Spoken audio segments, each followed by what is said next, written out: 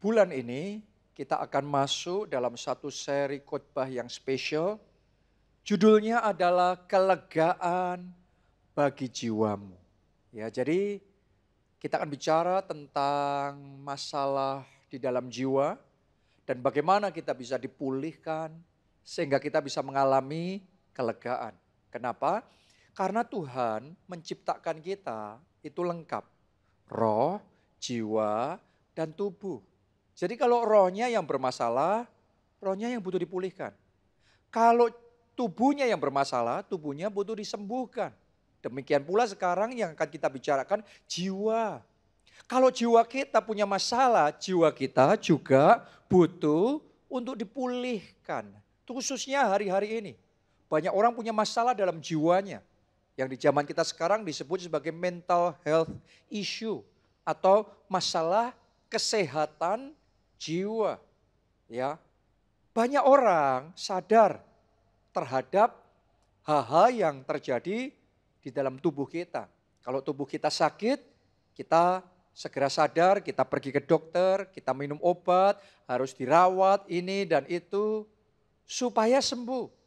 Tapi berapa banyak orang yang sadar bahwa jiwanya bermasalah dan butuh untuk dirawat, butuh untuk dilayani, dan butuh untuk dipulihkan. Doa saya melalui firman Tuhan ini, Roh Kudus akan bekerja menjamah jiwa kita dan menyembuhkan kita sepenuhnya. Oke? Nah, kenapa ada banyak orang yang jiwanya bermasalah tapi tidak mengalami pemulihan? Yang pertama, karena tidak sadar bahwa jiwanya bermasalah. Nggak sadar ada masalah di dalam jiwanya sehingga nggak sadar bahwa dia butuh untuk dipulihkan. Itu alasan yang pertama. Yang kedua, masalah pada jiwa seringkali sampai sekarang dalam masyarakat kita dianggap sebagai sesuatu yang tabu, aib untuk diceritakan. Ya, sehingga rasanya nanti ini sesuatu yang harus disembunyikan. Karena kita takut opini orang lain terhadap kita. Pandangan orang lain terhadap kita. Padahal sesungguhnya kalau mau jujur, hampir semua orang, banyak sekali orang punya masalah di dalam jiwanya. Masalah kesehatan jiwanya. Banyak orang yang bergumul dan punya masalah di situ. Siapa saja, orang miskin, orang kaya, sama semuanya punya masalah dalam jiwanya. Oke, orang yang bukan siapa-siapa atau orang terkenal, selebritis terkenal, punya masalah dalam kesehatan jiwanya yang perlu untuk disembuhkan. Pengusaha, pejabat, termasuk pendeta sekalipun, Anda harus ngerti. Ya, banyak yang bergumul dengan masalah di dalam jiwanya, masalah kesehatan jiwanya. Apalagi di zaman pandemi 2 tahun yang terakhir kemarin. Ada berapa banyak orang yang dicekam dengan ketakutan yang luar biasa terhadap yang namanya virus corona. Dan gak wajar lagi, bukan takut biasa ya, ketakutannya gak wajar lagi. Ada berapa banyak orang yang begitu khawatir dengan kondisi keuangannya. Dengan keadaan finansialnya, akan masa depannya. Gelisah terus, stres terus, bayang-bayangnya negatif terus. Ada berapa banyak orang yang sudah kayak gak tahan, gelisah luar biasa. Karena kemarin di lockdown, ya, makanya sekarang pada balas dendam semua. Jadi traveling balas dendam semua, saudaraku, bebas gitu. Tapi banyak orang yang merasa terpenjara di dalam hidupnya. Banyak orang yang merasa lelah di dalam jiwanya karena tuntutan pekerjaan, karena pressure di dalam rumah tangganya, di dalam keluarganya, karena berbagai macam penyebab. Sehingga akhirnya banyak orang punya masalah dan perlu untuk dipulihkan dalam jiwanya. Demikian pula di dalam Alkitab, sebenarnya kalau kita teliti satu persatu, kita akan menemukan tokoh-tokoh besar sekalipun punya masalah di dalam jiwanya dan perlu untuk dipulihkan. Contoh, Abraham, bapak orang percaya. Dia juga bergumul dengan masalah dalam jiwanya. Dengan ketakutan yang luar biasa sampai dia nggak mau mengakui Sarah sebagai istrinya. Disuruh ngomong pokok kamu adik aja. Coba saudara renungkan, kenapa? Karena dicekam dengan ketakutan yang nggak wajar lagi. Musa ini bermasalah dengan emosinya. Padahal dia adalah pribadi yang dikatakan paling lemah lembut. Tapi coba Anda bayangkan, Musa lepas kendali saking jengkelnya sama orang Israel yang bawelnya luar biasa. Sehingga suatu saat Tuhan suruh Musa untuk memerintahkan supaya air keluar dari batu karang. Tapi bukannya dia berkata-kata, malah Musa memukulkan tongkatnya. Dan karena itu gara-gara masalah lepas kendali, lepas emosi, lepas meledak amarahnya tidak terkendali. Akhirnya Musa kehilangan kesempatan untuk masuk tanah perjanjian. Cuma ngelihat dari jauh saja. Kenapa? Karena masalah jiwanya ini butuh untuk dipulihkan tapi belum dipulihkan. Coba renungkan. Nabi besar sekelas Elia. Ternyata juga butuh. Ternyata juga bergumul dalam masalah jiwanya. Sampai-sampai dia merasa begitu lelah sekali secara emosinya. Bahkan dia berkata, lebih baik aku mati saja. Coba Anda renungkan, seorang hamba Tuhan besar, nabi yang sangat diurapi, tapi maunya mati saja. Kenapa? Karena ini berurusan dengan jiwa. Dia nggak sakit secara tubuhnya, secara rohnya penuh dengan urapan, tapi secara jiwanya lagi lelah. Secara emosionalnya terkuras. Sampai dia merasa habis-habisan. Dia merasa mau mati saja. Jadi kita harus ngerti. Manusia itu tidak terelakkan. Pokok ada 3 bagian. Roh, jiwa, dan tubuh. 3-tiganya butuh untuk dipulihkan. Butuh dalam keadaan yang baik. Butuh dalam keadaan yang sehat. Nah, kalau jiwa kita bermasalah, kita harus belajar untuk mengerti. Dan hari ini saya percaya Anda akan dipulihkan oleh Tuhan. Dan berita baiknya Tuhan Yesus datang dan dia siap untuk memulihkan kita. Oke, kita baca dulu Lukas 5 ayat 30 sampai 32. Orang-orang Farisi dan ahli-ahli Taurat bersungut-sungut kepada murid-murid Yesus, katanya, mengapa kamu makan dan minum bersama-sama dengan pemungut cukai dan orang berdosa? Lalu jawab Yesus kepada mereka, katanya, bukan orang sehat yang memerlukan tabib, tetapi orang sakit. Aku datang bukan untuk memanggil orang benar, tetapi orang berdosa, supaya mereka bertobat. Saya senang sekali karena Yesus sendiri yang ngomong aku datang sebagai tabib. Tabib itu di zaman kita sekarang mungkin kita lebih kenal dengan istilah dokter. Ya. Dan dia datang untuk mengobati yang sakit bukan yang sehat.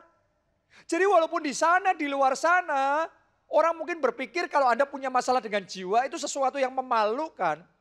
Tapi Yesus justru ngomong aku datang buat orang yang sakit, buat orang yang punya masalah, supaya mereka bisa disembuhkan, supaya mereka bisa mengalami pemulihan. Karena itu hari ini saya ajak buka hatimu, buka jiwamu, biarkan Yesus masuk, undang dia untuk masuk, sehingga jiwa saudara bisa dipulihkan. Dia tabib yang hebat.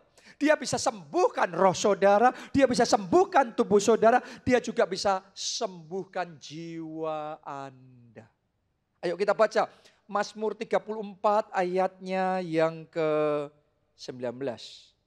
Ditulis begini, Tuhan itu dekat kepada orang-orang yang patah hati dan ia menyelamatkan orang-orang yang remuk jiwanya. Coba Anda renungkan, ini bicara tentang orang yang patah hati dan yang remuk jiwanya. Kenapa? Karena pressure-nya kuat sekali, tekanan hidupnya banyak sekali. Masalah-masalahnya luar biasa, sampai remuk. Remuk itu keadaannya hancur, berkeping-keping. Berapa banyak orang yang dalam jiwanya keadaannya hancur luar biasa. Berapa banyak orang yang pernikahannya hancur, berapa banyak orang yang pekerjaannya keuangannya, masa depannya hancur. Berapa banyak orang yang jiwanya hancur. Hari ini tangkap rema firman Tuhan. Yesus mau membalut saudara. Yesus mau menyembuhkan saudara. Yesus mau memulihkan saudara. Jiwamu yang remuk dipulihkan. Jadi kalau Anda mau datang di ruang kesembuhannya tabib Yesus, dia siap untuk memulihkan saudara. Oke, pertanyaannya sekarang, cara masuk ke ruang kesembuhannya Tuhan Yesus untuk dipulihkan. Cara masuk ke healing room-nya Tuhan Yesus, karena dia tabib, Anda bisa datang masuk ke ruang kesembuhannya dan mengalami pemulihan. Kalau Anda mau dipulihkan jiwa saudara, gimana caranya? Nomor 1, sadari dan jujur mengakui kondisi jiwa saudara ada masalah dan butuh untuk dipulihkan. Yang jadi masalah penyebab banyak orang nggak bisa mengalami pemulihan karena nggak sadar ada yang salah dan perlu dipulihkan di dalam jiwanya. Dan seringkali kalau kita nggak sadar gitu, tapi memang ada yang perlu dipulihkan, ada masalah, akhirnya kita yang nyalain orang lain terus. Ya, kita yang berpikir orang lain yang bermasalah, orang yang salah, sama siapa saja bermasalah. Itu ciri-ciri ada sesuatu yang salah dan kita perlu untuk dipulihkan jiwa kita. Ibaratnya kayak jari. Kalau jari sudah terluka, belum sembuh, pegang apa saja sakit, sakit. Saat kita ngerasa itu sama pegang apa saja sakit, masalahnya belum tentu bendanya yang bermasalah. Kalau itu jarum Anda pegang sakit ya memang itu jarum. Tapi kalau itu benda-benda biasa Anda pegang Anda sakit, bisa jadi memang jarinya yang sedang sakit perlu untuk diobati. Demikian pula dengan jiwa kita. Kalau kita berurusan sama orang yang susah terus kemudian ada masalah ya memang wajar. Tapi kalau kita sama si A masalah, si B masalah, si C masalah, ini kecewa, ini marah, kita wah banyak hal yang terjadi. Coba saudara pause sebentar dan mari kita evaluasi, kita buka hati. Jangan-jangan ada sesuatu dalam jiwa kita yang kita tidak sadari tapi perlu untuk dipulihkan. Dan doa saya hari ini Roh Kudus yang menolong kita semua untuk melihat area-area tertentu dalam hidup kita yang butuh untuk dipulihkan. Karena kalau mau jujur pasti setiap orang punya masalah dalam jiwanya yang perlu untuk dipulihkan. Orang nggak bisa dipulihkan kenapa? Karena belum sadar, itu yang pertama. Yang kedua karena sadar tapi tidak mau mengakui. Saudara harus ngerti ada orang-orang itu sebenarnya ngerti dia sakit hati. Dia kecewa. Tapi dia nggak mau mengakui. Ya, mungkin karena wah merasa nanti kalau dianggap nggak rohani atau apa pandangan orang lain. Jadi mereka akan berkata, oh nggak apa-apa kok, aku nggak apa-apa kok, aku kuat kok, aku baik-baik saja. Aku nggak kecewa, aku nggak sakit hati. Tapi sebenarnya dalam hatinya sakit sekali, pahit sekali. Ada nggak yang seperti itu? Banyak. Bukan cuma ada, tapi banyak. Ya, punya masalah dalam jiwanya, tapi tidak mau mengakui. Nah, padahal untuk kita mengalami pemulihan, Anda harus sadar langkah pertamanya kita mengaku. Barang siapa mengaku maka ia akan dipulihkan. Jadi pengakuan keterbukaan itu adalah jalan masuk bagi Roh Kudus memulihkan jiwa kita. Ada sebagian orang nggak mau mengakui karena nanti dianggap ngomong negatif. Ya, Anda harus bisa membedakan antara iman dengan lari dari kenyataan. Menghindari kenyataan. Suatu kali seorang hamba Tuhan yang diurapi dengan kuasa kesembuhan ilahi sedang melayani seorang wanita yang sakit. Dan oleh pernyataan Roh Kudus hamba Tuhan ini tahu bahwa wanita itu sakit tumor, sakit kanker. Ya, terus kemudian dia ngomong, ada tumor ya, ada kanker ya dalam tubuhmu. Wanita itu ngomong, oh enggak, aku sehat kok, aku enggak ada apa-apa kok. Ya, tapi hamba Tuhan berkata, aku tahu itu ada kanker, ada tumor di tubuhmu. wanita ini malah berkata, loh kamu hamba Tuhan kok ngomong negatif sih? Kan kita ini diajarkan untuk selalu deklarasi profetik, kita ngomong kita sehat, kita sembuh. Saudara harus bisa membedakan antara iman dan menghindari masalah. Kadang-kadang orang nggak bisa membedakan. Ya, yang namanya iman tuh bukan kita lari dari kenyataan, menghindari masalah, nggak mengakui keadaan. Iman tuh nggak ngerti, keadaannya sedang ada masalah, tubuhnya sedang sakit. Tapi kita percaya kuasa Tuhan lebih besar dan oleh bilur-bilurnya kita disembuhkan. Oke. Jadi sama halnya juga dengan masalah dengan jiwa. Kita mengakui jiwa kita ada masalah, tapi kita percaya Tuhan sanggup jamah, Tuhan sanggup sembuhkan. Baru setelah perempuan ini mengakui dia memang ada tumor kanker dalam tubuhnya, tapi dia percaya kuasa Tuhan sanggup menyembuhkan. Saat itu kuasa Tuhan bekerja dan kesembuhan sepenuhnya terjadi.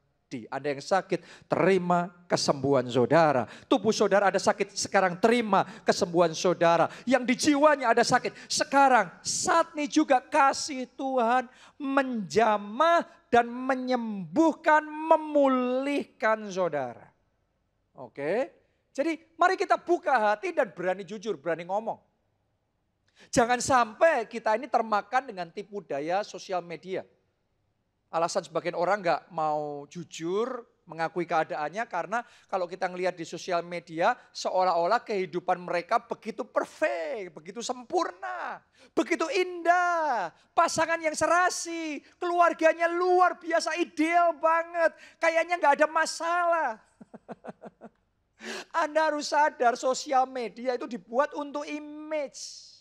Oke, untuk membangun image. Jadi kalau saudara melihat sosial media bukan sebagai image, tapi sebagai realita, Anda akan salah mengambil kesimpulan. Karena saya tahu banget orang-orang yang di sosial media yang kayaknya wah sempurna banget, cantik banget, harmonis banget pernikahannya, hebat banget kemampuannya. Saya mau ngomong sama saudara, sama saja dengan Anda yang sedang bergumul di dalam pernikahan. Sama saja dengan saudara yang punya masalah dalam keuangan. Mereka yang sedang bergumul dengan kekecewaan, sakit hati, sama saja. Jadi jangan termakan dengan hal seperti itu. Sekalipun yang ditampilkan image-nya sempurna, tapi kebanyakan mayoritas semua kita punya masalah dalam jiwa yang butuh untuk dipulihkan. Dan kalau hari ini Anda mau membuka hati, mengakui itu di hadapan Tuhan, saya percaya Roh Kudus akan datang, menjamah dan menyembuhkan, memulihkan hati saudara yang hancur, dipulihkan oleh Tuhan. Amin. Ini yang dia lakukan oleh Daud sehingga dia bisa mengalami pemulihan. Dia buka hatinya, dia jujur di hadapan Tuhan. Mazmur 55 ayat 3-5. Daud ngomong begini loh, ini Daud ya. Padahal dia diurapi Tuhan, dia nggak jaim, nggak jaga image, nggak kayaknya menampilkan semua serba sempurna, serba perfect. Kelas kita belum seperti Daud ya. Tapi seringkali kita berusaha menampilkan kayaknya baik semuanya. Mari kita lihat bagaimana dengan Daud. Dia ngomong begini, perhatikanlah aku dan jawablah aku. Aku mengembara dan menangis karena cemas. Dia ngakui jiwanya cemas. Karena teriakan musuh, karena aniaya orang fasik. Sebab mereka menimpakan kemalangan kepadaku. Dan dengan geramnya mereka memusuhi aku. Ayat 5 perhatikan, pengakuan Daud. Hatiku gelisah, kengerian maut telah menimpa aku. Aku dirundung dengan takut dan gentar. Perasaan seram meliputi aku. Coba Anda renungkan. Dia nggak berlagak bahwa aku nggak kenal takut, aku penuh dengan keberanian. No, dia jujur, dia ngomong aku gelisah, aku takut, aku khawatir. Tapi dia tuangkan semuanya di hadapan Tuhan. Dia buka hatinya, jiwanya dia curahkan sama Tuhan. Dan sementara dia connect sama Tuhan, dia buka dirinya. Di situ Tuhan bekerja, di situ Tuhan menjamah di situ. Di situ pemulihan terjadi, kekuatan baru diberikan. Dan Daud terima yang namanya anugerah dari Tuhan. Saya berdoa Anda juga terima anugerah sehingga jiwamu bisa dipulihkan. Saya belajar untuk dealing dengan masalah-masalah di dalam jiwa saya. Salah satunya adalah saya ini belajar membuka hati dan mengakui pada istri saya bahwa salah satu masalah yang jadi pergumulan dalam jiwa saya adalah urusan kesombongan. Ya, saya itu punya tendensi suka melebih-lebihkan sesuatu, suka memegahkan diri, ya, dan suka pujian manusia. Dulu kalau saya ditegur, wah saya bisa marah, tersinggung. Kenapa? Karena saya tidak mau mengakui, saya sombong. Saya tidak suka mengakui saya sombong, karena sombong gak rohani. Masa hamba Tuhan sombong? Sampai saya ngerti kebenaran, kalau saya mau dipulihkan jiwa saya harus belajar membuka diri. Saya mulai buka diri, saya mulai buka hati dan izinkan istri saya ngomong sama saya.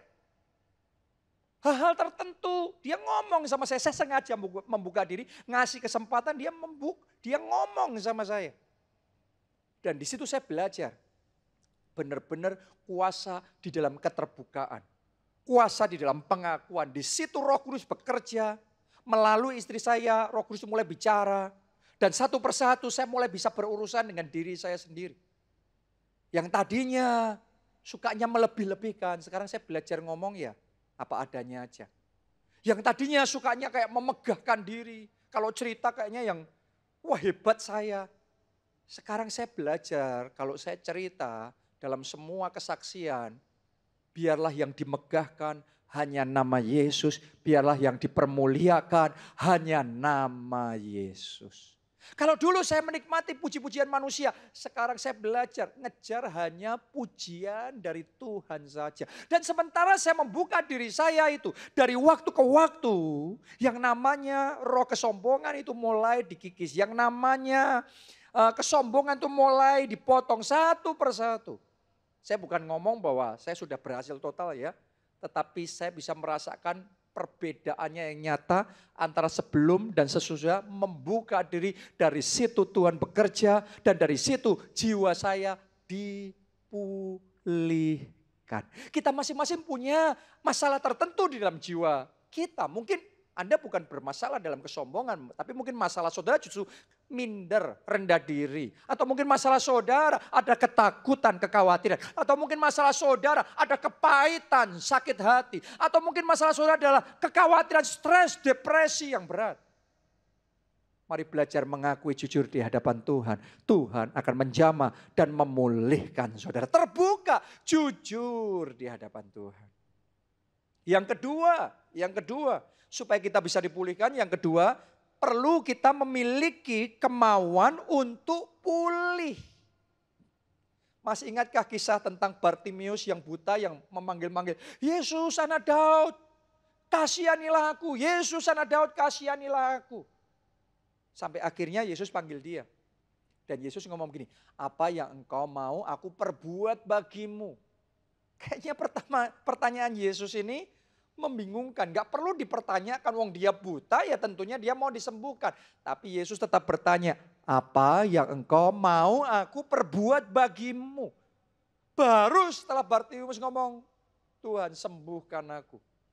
Maka Tuhan sembuhkan. Kenapa? Karena Tuhan mau ngelihat seberapa tekadnya untuk disembuhkan. Seberapa kemauannya untuk disembuhkan. Ada orang-orang yang punya masalah tapi belum punya tekad untuk disembuhkan. Belum punya kemauan untuk disembuhkan. Belum punya kesiapan untuk disembuhkan. Berapa banyak orang punya masalah dalam jiwanya. Masalah emosinya. Masalah marah-marah. Tapi dia belum siap dipulihkan marah-marahnya. Dia malah sebagian orang menikmati marah-marahnya. Ya kalau gitu ya belum bisa dipulihkan. Jadi Tuhan tunggu kesiapan kita. Sebagian orang punya masalah dalam jiwa, selalu mengasihani diri sendiri. Ya, tapi belum mau dipulihkan, belum siap. Malah menikmati mengasihani diri sendiri, Betapa menderitanya, malah dinikmati. Terus dengerin lagu-lagu yang sedih, terus cerita-cerita yang sedih. Kenapa? Kayaknya tanpa sadar dia menikmati kesedihannya itu. Belum siap dipulihkan, sebelum Anda siap dipulihkan. Gak ada yang bisa memulihkan saudara. Jadi kalau saudara mau jiwamu dipulihkan, hari ini buka hati dan tunjukkan kesiapan Anda. Tunjukkan dan katakan, Tuhan, aku perlu Engkau pulihkan. Aku butuh Tuhan pulihkan. Oke, itu yang dialami dan dilakukan oleh Yabes. Yabes itu waktu dia sejak lahir dikasih nama Yabes, artinya pesakitan. Sejak kecil mungkin dia sering dibully, dia minder, dia rendah diri, dia mengalami masalah jiwa dan emosional yang banyak sekali. Dia bergumul. Tapi yang luar biasa, Yabes ini punya satu doa kepada Tuhan yang menunjukkan kemauannya, tekadnya untuk Tuhan ubah hidupnya, ubah keadaannya. Dalam keadaannya yang serba terbatas, doanya Yabes sama Tuhan, Tuhan berkati aku berlimpah-limpah. Tuhan perluas keadaanku. Tuhan tolong aku. Karena seruannya itu Tuhan bisa melihat orang ini mau disembuhkan. Orang ini bisa untuk disembuhkan. Orang ini bisa untuk dipulihkan. Karena itu Tuhan bekerja, pemulihan terjadi. Keadaan berubah total. Doa saya mujizat pemulihan juga terjadi dalam hidup saudara. Tapi hari ini buka hatimu dan Anda nyatakan doa sama Tuhan. Berseru supaya Tuhan memulihkan jiwa saudara. Oke, ada seorang hamba Tuhan namanya John Austin. Dia itu suatu saat punya masalah bergumul dengan ketakutan untuk terbang dengan pesawat. Padahal dia ini dipanggil untuk pelayanan di berbagai kota, di berbagai bangsa, di berbagai negara. Tuhan pakai dia luar biasa. Tapi takut naik pesawat. Coba Anda bayangin gimana? Itu masalah kan secara jiwa. Oke. Nah, awalnya dia berusaha. Pokok pergi pelayanan ke kota yang masih bisa dijangkau dengan mobil, dia naik mobil. Tapi kan gak semua tempat seperti itu. Dia harus tetap naik pesawat. Dan itu satu persimpangan buat dia. Kalau dia tidak mau benar-benar bertekad menyelesaikan urusan ketakutannya ini. Sampai di titik tertentu dia akan angkat tangan. Karena dia ketakutan naik pesawat terbang. Dia akan melepaskan pelayanannya. Akhirnya kehilangan panggilan dan rencana Tuhan yang Tuhan sudah sediakan di dalam kehidupannya. Tapi puji Tuhan yang dia lakukan sebaliknya. Puji Tuhan walaupun dia mengalami ketakutan. Tapi dia berseru, Tuhan tolong aku. Hancurkan ketakutan ini. Hancurkan ketakutan. Berikan aku terobosan dalam hatiku. Terobosan dalam jiwaku. Dia berdoa, dia lawan. Dia terbang naik pesawat walaupun takut. Dia lawan. Roh ketakutan itu dia lawan semua. Dia berseru, dia berdoa sama Tuhan. Sampai di titik tertentu. Roh Kudus bekerja, terobosan dalam rohnya terjadi, jiwanya disembuhkan, ketakutan itu rontok dan dia sekarang merdeka, dia melayani Tuhan dengan bebas, dengan penuh sukacita, naik pesawat terbang, jadi berkat bagi ribuan bahkan jutaan orang, nama Tuhan dipermuliakan. Artinya kemerdekaan dalam jiwa kita bisa jadi alat yang dipakai Tuhan. Sehingga hidup kita mempermuliakan nama Tuhan.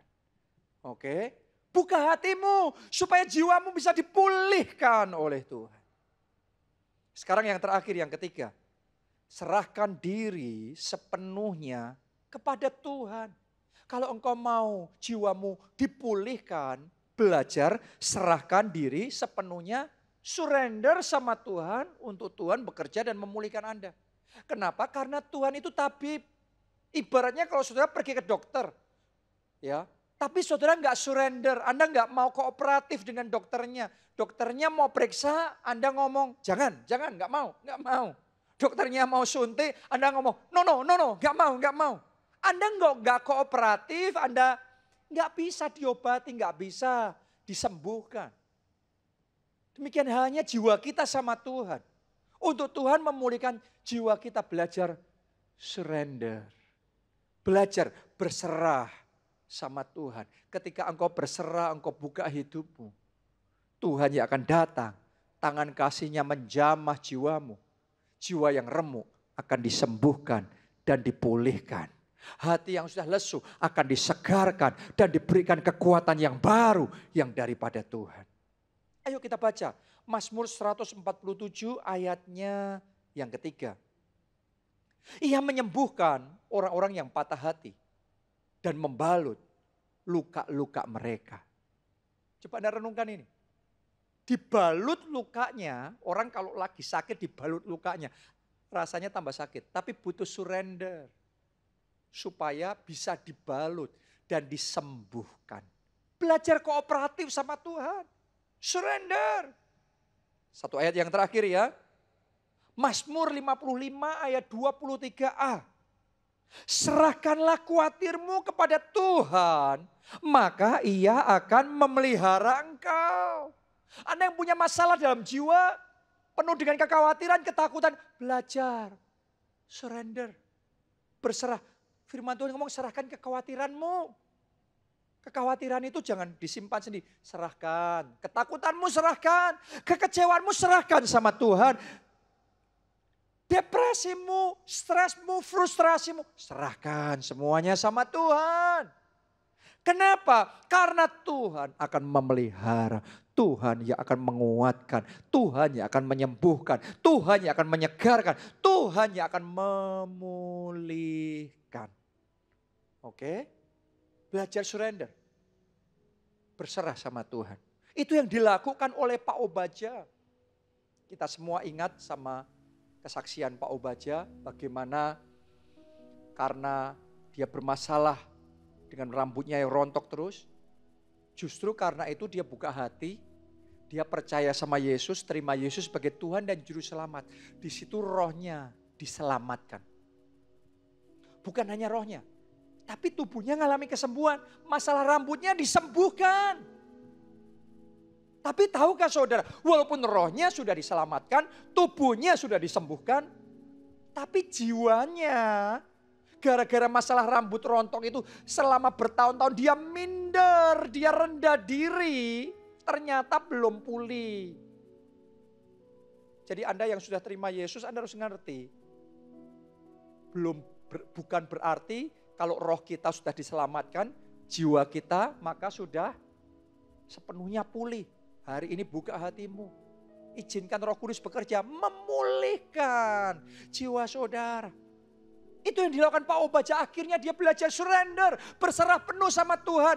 Serahkan semua ketakutannya, mindernya, rendah dirinya, kekhawatirannya. Dia serahkan sepenuhnya sama Tuhan. Sama rencana Tuhan dia berserah penuh. Walaupun bergumul. Tapi dia berserah penuh. Disuruh melayani dalam keadaan seperti itu kan gak berani ya, minder. Tapi dia berserah, dia belajar taat sama Tuhan.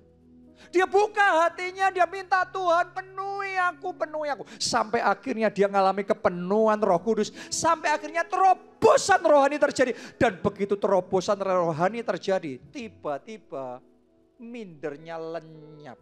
Rendah dirinya lenyap, ketakutannya lenyap. Tiba-tiba muncul keberanian yang luar biasa. Kalau jiwa kita sudah dipulihkan, nanti yang muncul keberanian, yang muncul kekuatan, yang kita alami kemerdekaan, yang kita alami kelepasan. Itu sebabnya sejak waktu itu sampai sekarang, Pak Obadja benar-benar dimerdekakan jiwanya. Dia melayani Tuhan dengan sukacita. Dia memberitakan Injil, dia bersaksi, dia selamatkan jiwa-jiwa. Setiap minggu puluhan ribu orang diberkati melalui pelayanannya. Kenapa? Jiwanya dipulihkan. Saudara mau jiwamu dipulihkan? Surrender, berserah sama Tuhan. Ayo bangkit berdiri, kita nyanyikan lagu ini. Rindukan Roh Kudus, kau ku nantikan Roh Kudus, lebih dari segalanya.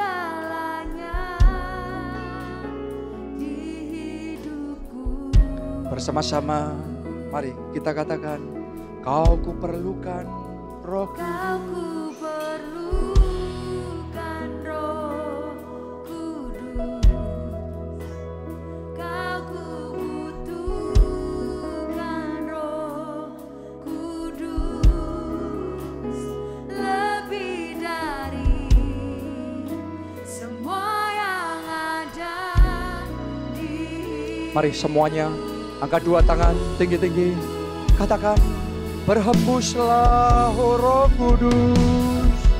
Berhembuslah oh Roh Kudus. Pulihkan setiap hati yang terbuka bagimu. Nyatakanlah oh Roh Kudus, kuasa-Mu atas kami. Mari katakan, berhembus, berhembuslah oh Roh Kudus. Pulihkan setiap hati yang terbuka bagimu. Nyatakanlah oh Roh Kudus, kuasa-Mu atas kami. Berhembuslah, penuhi hati ini. Yang pertama, saya mau ajak saudara yang mau mengalami pemulihan dalam jiwa Anda, surrender, berserah kepada Tuhan. Berserah kepada Yesus. Buat saudara yang belum pernah undang Yesus sebagai Tuhan dan Juru Selamat, mari buka hati Anda. Saya ajak, ayo kita angkat dua tangan kita. Ikuti doa ini. Katakan, Tuhan Yesus, masuklah dalam hatiku. Jadi Tuhan dan Juru Selamatku. Ampuni dosa-dosaku. Sucikan dan kuduskan aku. Selamatkan jiwaku. Mulai sekarang, hidupku milik Yesus.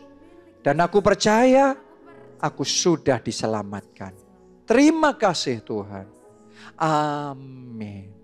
Yang kedua, saya ajak saudara, ayo datang sama Tuhan.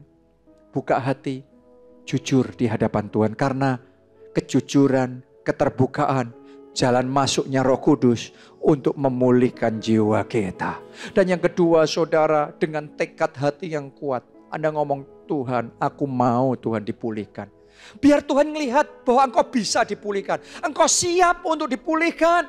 Jangan nikmati emosimu, jangan nikmati mindermu, jangan nikmati depresimu, mengasihi diri sendirimu. No. Hari ini berseru ngomong sama Tuhan, Tuhan, aku perlu Engkau. Tuhan, pulihkan jiwaku ini. Anda yang mau, angkat dua tangan saudara tinggi-tinggi dan katakan, Tuhan Yesus, aku butuh Engkau. Jamah hatiku, sembuhkan jiwaku. Pulihkan aku ya Tuhan. Mari semuanya berdoa. Sentuh hati ini. Jamah jiwaku ini. Jamah dengan kuasa Roh Kudus-Mu. Penuhi dengan kasih-Mu. Kasih surgawi. Kasih dari atas. Kasih yang lembut, yang membebat setiap hati yang terluka, yang mengobati setiap jiwa yang hancur. Kasih-Mu Tuhan, kami butuh kasih-Mu. Jamah, sembuhkan, pulihkan. Kami berserah Tuhan. Lord, we surrender to you. Kami berserah pada anugerah-Mu, berserah pada kemurahan-Mu. Jamah, berhembuslah Roh Kudus, berhembuslah Roh Kudus. Pulihkan setiap hati terbuka bagi yang terbuka bagimu. Amin, amin. Kuasa-Mu atas kami. Berhembuslah penuhi hati ini. Mari yang terbaik, angkat dua tangan tinggi-tinggi dan katakan berhembus. Berhembuslah, oh Roh Kudus, pulihkan setiap hati yang terluka bagimu. Nyatakanlah, oh Roh Kudus, kuasa-Mu atas kami. Berhembuslah penuhi hati ini. Katakan kasih-Mu, kasih-Mu atas kami. Berhembuslah penuhi hati ini. Sekali lagi kasih-Mu, kasih-Mu atas kami. Berhembuslah penuhi hati ini. Haleluya. Terima kasih Tuhan. Amin. Amin, amin. Mari angkat dua tangan saudara dan terima berkat Tuhan ini. Diberkatilah saudara oleh Tuhan. Diberkatilah keluarga saudara oleh Tuhan. Diberkatilah studi dan pekerjaan saudara oleh Tuhan. Diberkatilah kesehatan dan masa depan saudara oleh Tuhan. Dan diberkatilah pertumbuhan rohani serta pelayanan Anda oleh Tuhan. Dalam anugerah Allah Bapa, cinta kasih Yesus Kristus dan persekutuan dalam Roh Kudus sekarang sampai selama-lamanya. Mari bersama-sama kita katakan amin. Salam keluarga Allah, Tuhan memberkati.